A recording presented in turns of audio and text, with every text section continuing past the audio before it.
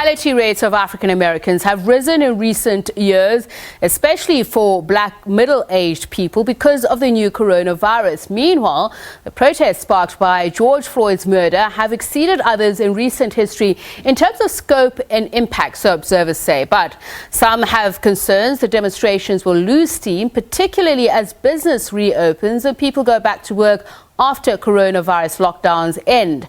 After more than 2 weeks of demonstrations, protesters across the United States hope to combat fatigue and preserve the momentum of the movement that has so far spurred steps toward widespread police reforms. There have been protests here in South Africa at various U.S. embassies. To speak more about this, both these issues, U.S. Ambassador to South Africa Lana Marks joins us via Skype. A very good evening to you, Ambassador. Thank you so much for speaking to us. Good evening, and great honor to be with you tonight. So you're doing this interview with us here in South Africa, where you were born, under apartheid South Africa. I wonder what kind of perspective that gives you in terms of what is happening now around the world, these Black Lives Matters protests and the momentum that they've gained, the anger that seems to be expressed. Well, my father came to South Africa as a young boy in the 30s from Lithuania. Very fortunately, South Africa accepted him. When I was a young teenager, my father, who was very close friends with Donald Woods, who's the famed anti-apartheid Daily Dispatch editor from East London, allowed me to sit in on conversations he was having with Donald Wood. And when I heard of Stephen Biko and what had happened to Stephen Biko as a young teenager, I personally was never the same person. My parents were thrilled when I met my husband and had the opportunity on May 31st, the day after my wedding, the day after I got married, to leave South Africa permanently. To see the situation now, considering the history of what has gone on in the United States, and also, by the same token, what has gone on in South Africa, it is heartening to see peaceful protests considering this heinous act of the death of George Floyd. Ambassador, I'm sorry to interrupt you, but the reason I'm asking this is what kind of advice does it then allow you to lend, not only to the U.S. president? I believe our own president would have been tasked by the governing party to call for calm, but that means understanding that protest, the ultimate goal thereof is a change in policy. So empathy is good to have, but it means that there must be change and long-term change. I could not agree with you more on that. And there will be change. There will be announcements this coming week, I believe. And I think these extensive peaceful protests have brought about the result that was necessary. What kind of the results? What we're talking about here in South Africa is reform. Even when we talk about the manner in which law enforcement officers conduct themselves in the United States, they're also calling for extensive change, including economic policies which keep people in downtrodden circumstances. So working with a system which is tainted, which is what the protesters would see it as, would be something that would not necessarily engender trust. So when you say we should expect change, can you give us a sense of what kind of change is in the offing? Yes, we need reform, not just with the police. The police in the United States, the majority of the police are good folks. There are some very bad folks. In South Africa also, the majority of the police force here are good folks. There are some bad folks, but it's not just in the police force. It's across the board that there needs to be systemic change. So what kind of systemic change would you then, as somebody who understands and empathizes, would you, if you were to write a note to President Donald Trump to say, these are the priority areas that I think we should be focusing on? I think President Trump is going to make some announcements next week, and I think they're going to be very positive. I think it needs to be studied very fully, not just with the police, but across the board. And I think this is something that's not an overnight process, but I do think there needs to be changes across the board.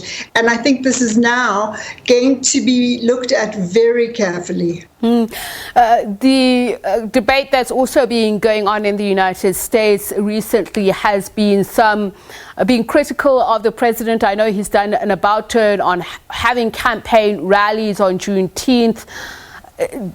He seems to be interpreted as tone deaf in some of his actions, downright unsympathetic in some. We've seen the objection to his call for the law enforcement officials to be acting even harder on protesters, even trying to bring in the military. So I know this is not for you to say, but in what direction could be that change? The particular areas, we know that there's reform within the police service that's been spoken about. What kind of national change could the world anticipate from President Donald Trump? Yes. Well, firstly, I think he commends the peaceful protest. Violence is another story. Violence and what's gone on in the United States by a few folks is not something the president looks at lightly, and we are a nation of laws.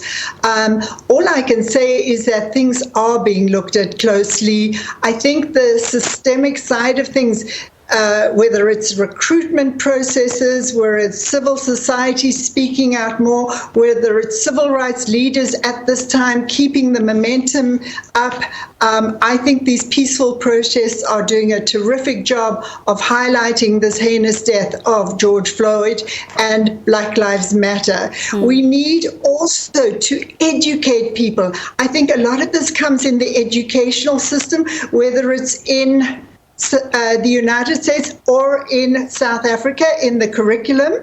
I saw recently, I was talking to some of the educational folks in South Africa, and one thing that I noticed, some of the things that had happened during the apartheid South Africa were taken out of the history books in South Africa. And perhaps it's better that they are kept in the history books so that the young folks of South Africa who may not know what their parents and grandparents went through, the same as us in the United States, the young folks need to know what has happened and what their parents and grandparents have fought for. Let's talk about the accuracy of history, not only around the world, but in the United States. And there's also what I mentioned at the beginning of this introduction, that African Americans are disproportionately dying from COVID-19, and a lot of that has been put at the door of lack of access to health, quality health care, but also the demographics in terms of where they are within the economic ladder. What kind of changes do you foresee then being implemented that would be effective right now? People are dying right now, so that means urgent change. Yes, thank you so much for raising this very important issue. I think from the grassroots of economic opportunity, I think there needs to be much more economic opportunity, whether it's applying for a mortgage, whether it's on-the-job training. I think it needs to come from there as well. I think this needs to be addressed. The great original sin of the United States has been slavery, and this unfortunately is as a result of what has happened in our history, both in the United States and unfortunately in South Africa as well. And I think it's not unfortunately an overnight process, but what has happened with George Floyd's untimely death, this has opened a raw nerve, and now this systemic racism can be addressed, will be addressed, whether it's on the educational side, where it's the economic side, giving much more economic opportunity, which is correct and just, and within the police force as well. These are all terribly, terribly important issues which I believe are going to be addressed.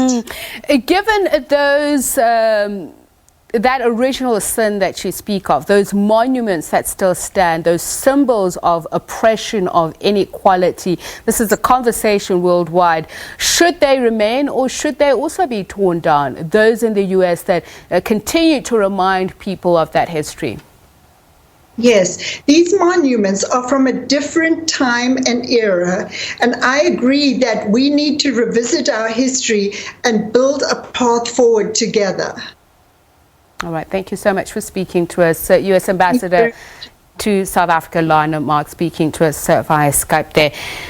And other